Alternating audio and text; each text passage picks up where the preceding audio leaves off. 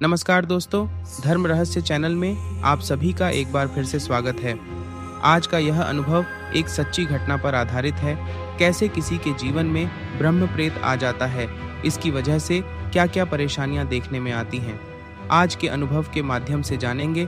तो चलिए पढ़ते हैं इनके ईमेल पत्र को और जानते हैं इस अनुभव के विषय में। प्रणाम गुरु देव जी।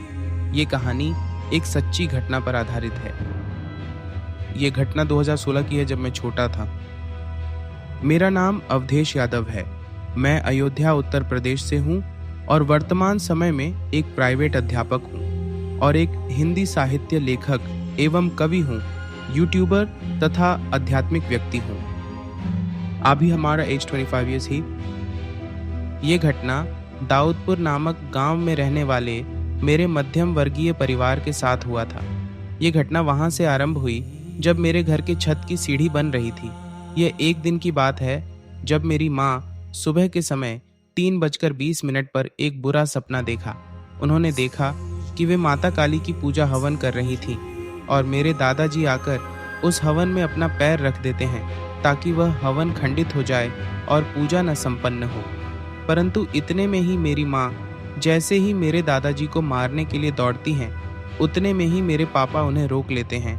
इतने में ही माँ की आंख खुल जाती है और वो उठते ही रोने लगती हैं। फिर बाद में उस सपने के बारे में सारे परिवार को बताती है कि उस सपने में उन्होंने क्या देखा और वह कैसा सपना था। मेरे बड़े भैया का नाम मनोज यादव है, जो कि गुजरात अहमदाबाद में कांच शीशे का काम करते थे। उसी सुबह उनका करीब 8 बजे फ़ोन आता है और वो कहते हैं कि उनका पैर एक्सीडेंट हो गया, जिसमें उनका पैर फ्रैक्चर हो गया है। फिर मेरे पापा बड़े भैया के पास गुजरात चले जाते हैं और उनके जाते ही 1-2 दिन बाद इधर मेरे पेट में दर्द होने लगता है और मेरा भी दवा पहले आस पास में होता है। जब यहाँ से आराम नहीं होता है तब मेरा भर्ती अयोध्या के कई अस्पतालों में कराया जाता है, परंतु वहाँ भी आराम नहीं मिलता। तो फिर बाद में मेरा भर्ती लखनऊ के एक सरकारी अस्पताल में होता है, जिसका नाम इमरजेंसी ट्रामा सेंटर है, जो कि एक सरकारी अस्पताल था। उसी अस्पताल में मेरे पेट का 14 मार्च 2016 में होली के दिन ऑपरेशन हुआ, जिसमें ये पाया गया कि शरीर में स्थित मेरी दोनों छोटी बड़ी आंतें चिपक गई थी। इस वजह से मैं जो भी भोजन करता वह पलटी के रूप में बाहर आ जाता, क्योंकि मेरी दोनों आंतें सूख गई थी। फिर अस्पताल से जब मैं घर आया तब मेरे घर एक पंडित जी को बुलाया गया, ये पूछने के लिए कि मेरे घर में कोई समस्या तो नहीं है।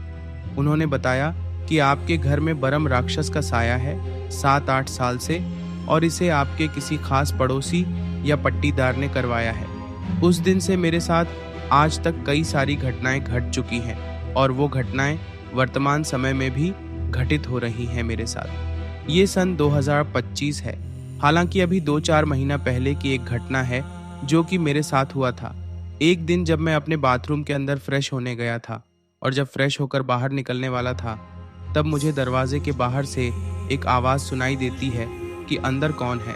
वो भी तेज़ और साफ आवाज़ में वो आवाज़ मेरे बुआ के बड़े लड़के के आवाज़ के रूप में था, जबकि मेरे बुआ का लड़का उस समय घर पर मौजूद नहीं था। तब मैं वहाँ से तुरंत भागकर वो घटना अपनी माँ को बताता हूँ। मेरी माँ को भूत प्रेत पर तो विश्वास था, परंतु मेरे बड़े भैया और मेरे पापा को इन सब चीज़ों पर तनिक भी विश्वास नहीं था। इसके पहले भी ऐसे ही एक घटना घट चुकी थी, जब मेरे बड़े भैया के लड़के का जन्म हुआ और उसे अस्पताल से घर लाए। वह बड़े भैया के कमरे में बेड पर लेटा हुआ था। तब मुंह उसे देखने को मन किया कि देखूं वह सो रहा है या जाग रहा है, परंतु देखा तो वह सो रहा था। और जब मैं उसके पास में खड़ा था तो मुझे ऐसा लगा कि जैसे किसी ने मुझे तेज आवाज़ दिया हो कि कौन है। इधर उधर देखा पर कोई नहीं था। ये घटना लगातार बढ़ रही है। वर्तमान में अब लगने लगा था कि जैसे अब कोई भी इसे दूर नहीं कर पाएगा मेरे घर से, क्योंकि मैंने बहुत सारे बाबा पंडित को इस घटना के बारे में बता चुका था, पर कोई सहायता नहीं हो पाया मेरा। और अभी 2 हफ्ते पहले की घटना है। मैं घूमने अपने गांव के पोखरे पर गया था। जब मैं पोखरे पर पहुंचा तो ऊपर चट्टान जैसा बना हुआ है और नीचे ढलान है। तो मैं जब नीचे उतरा, मेरे पास में मोबाइल फ़ोन था। उस समय फिर जब मैं एक व्यक्ति से फ़ोन पर बात करते हुए ऊपर चढ़ रहा था, तब मैंने देखा कि ऊपर चट्टान पर शरीर में मुझसे बड़ा कोई लड़का खड़ा है जो सफ़ेद शर्ट पहना हुआ था और सिर पर सफ़ेद टोपी लगाया था। जब मैं ऊपर पहुंचा तो वह वहां नहीं था। तो ये घटना मैंने उस व्यक्ति से बताई जिससे मैं फ़ोन पर बात कर रहा था, परंतु वह व्यक्ति भी एक साधक गुरु का शिष्य था। तो उसने मुझे बोला कि वहां से घर चले जाओ, और मैं वहां से तुरंत घर आ गया। ऐसे ही एक दिन की और बात है, मैं ऊपर छत पर अपने कमरे में बैठा हुआ था।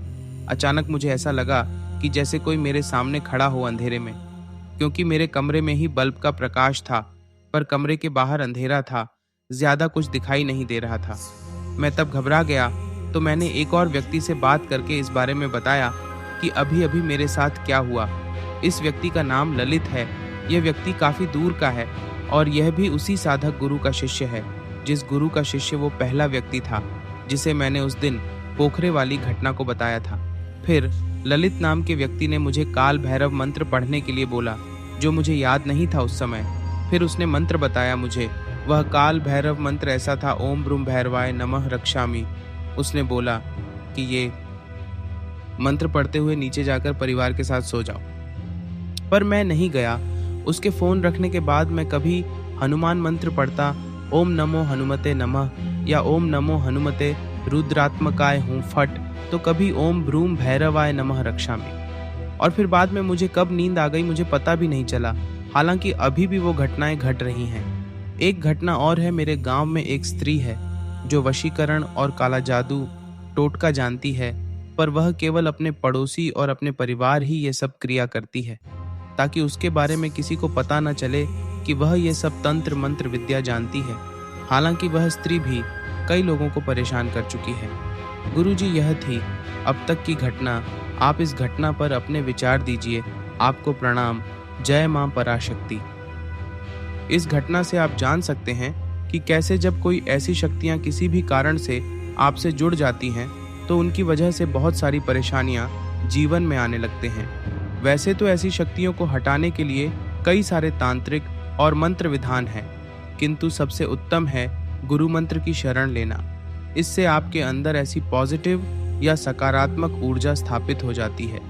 नकारात्मक शक्तियां आपके अंदर वास नहीं कर पाती। और इसी प्रकार जब पूरा परिवार गुरु मंत्र से दीक्षित हो जाता है, तब वहां स्थापित पहले से बुरी शक्तियां भी हटने को मजबूर हो जाती हैं, क्योंकि शुद्धता में जैसे गंदगी का वास नहीं होता, इस प्रकार शक्तियां पवित्र स्थान में नहीं रह पाती हैं। तो यह थी उनकी कहानी की प्रारंभिक जानकारी। अगले भाग में हम जानेंगे आगे की घटना के विषय में। अगर आपको यह वीडियो पसंद आया है तो चैनल को लाइक, शेयर और सब्सक्राइब जरूर करें। आप सभी का दिन मंगलमय हो। जय मां पराशक्ति।